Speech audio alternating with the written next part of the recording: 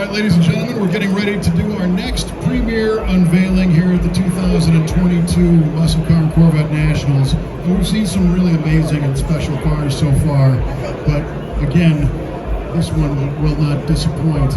I'm standing here with Bob, the owner, and why don't you two gentlemen start revealing the car. Bob, what are we looking at? And we're looking at a 1971 446 back Cuda Convertible.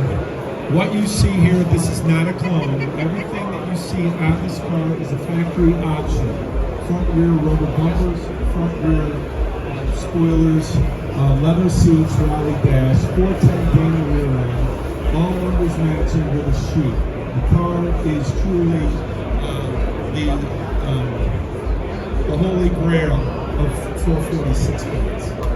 It's EV2. It's one of the great cars that I own.